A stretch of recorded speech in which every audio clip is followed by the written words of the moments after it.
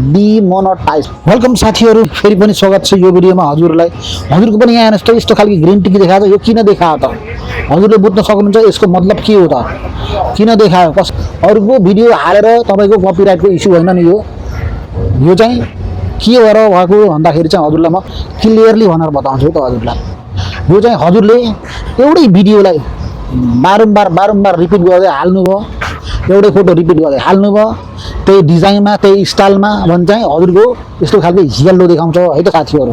हो नि कुरा ध्यान गर्नुपर्छ हजुरले जति पनि हजुरले आफ्नै कन्टेन्ट क्रिएटर आफ्नै ओरिजिनल कन्टेन्ट हाल्नुपर्छ। येल्लो देखायो यो डिमोनेटाइज भन्छ, डिमोनेटाइज भएको हजुरको। यस्तो डिमोनेटाइज हो भने हजुरले एकदम ध्यान राख्नुपर्ने कुराहरू चाहिँ same topic same video same photo हजुरले हाल्नुभयो भने चाहिँ हजुरको लागि यस्तो डिमोनेटाइज हुनसक्छ। सके त पनि हजुरले त्यस्तो नगर्नुहोस् होला, सके त पनि यो बेहोरा हजुरले सुधार्नुहोस् होला है त। अगर फेसबुकमा काम गर्ने इच्छा छ भने चाहिँ हजुरले यो काम चाहिँ पटक्कै नगर्नुहोस् होला है त साथीहरू। अगर गरिहाल्नु हो भने चाहिँ हजुरको यस्तो येल्लो देखाउन त हजुरको यो येल्लो देखायो भने म्याक्सिमम 1 विक 1 महिना लाग्छ। हजुरले मेटासँग रिक्वेस्ट गरेर यो हटाइदे भनेर गर्नुपर्छ होइन। त्यसका बारेमा बल्ल यो हटिन्छ, म त चाहिँ हटिन्न साथीहरू। यिनी कुराहरूलाई एकदम ध्यान राख्नु होला हजुर।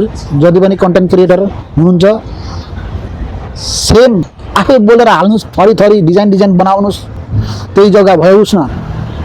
तर हजुरले आफै बोलेर हालेको हुन पर्यो।